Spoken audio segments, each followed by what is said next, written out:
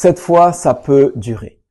Beaucoup de fois, on s'est dit ce genre de phrase lorsque l'on a voulu maintenir quelque chose de bon dans notre vie. Et peut-être ça s'est passé cette semaine, quelque chose a peut-être bougé, c'est passé, une paix a été retrouvée, une décision a été prise, un projet a vu le jour, une guérison a été manifestée. Un espace s'est réouvert entre toi et Dieu. Et la bonne nouvelle, c'est que ça peut durer. Et cette semaine de reset, on a vraiment voulu remettre notre vie au bon réglage, revenir à l'essentiel. Et pour expliquer comment cela peut durer, Jésus prend une image. C'est dans Jean chapitre 15, verset 4, et il dit « Demeurez en moi ». Et le mot « demeurer » ici veut dire rester attaché, continuer, ne pas décrocher, surtout pas.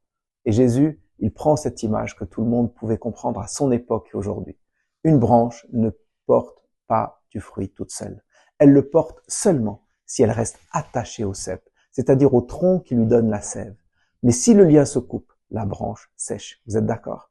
Et voici notre vrai sujet. Lorsque l'on a reçu une bénédiction de Dieu, le fruit ne tient pas juste parce qu'on a vécu un grand moment. Le fruit tient quand on reste attaché à la source. Et pour nous, la source, c'est Jésus-Christ. Voici quelques exemples très concrets. Quelqu'un a retrouvé un vrai temps avec Dieu cette semaine. Et pour que cela puisse durer, il ne te faut pas rechercher simplement une émotion de plus, mais il faut prendre un rendez-vous simple, régulier avec Dieu. Quelqu'un a peut-être retrouvé un peu de paix. Pour que ça puisse durer, il te faut peut-être garder tes résolutions de moins de bruit le matin, de limite claire le soir. Quelqu'un a peut-être compris son fonctionnement, comment sa vie finissait par glisser, comment ses relations se détérioraient.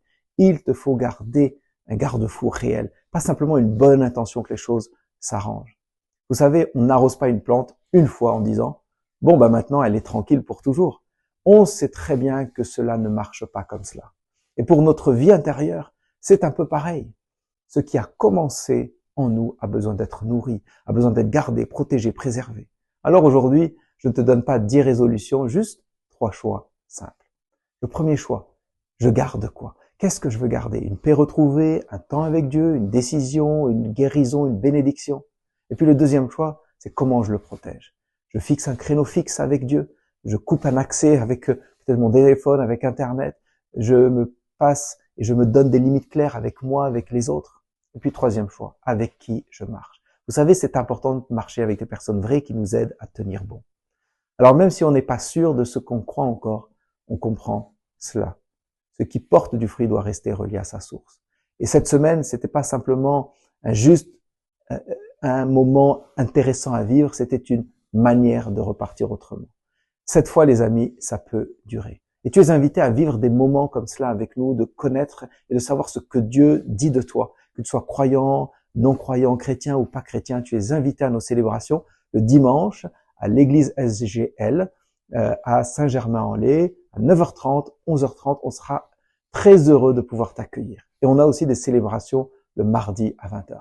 Que Dieu soit béni et passe une excellente journée et à très bientôt les amis.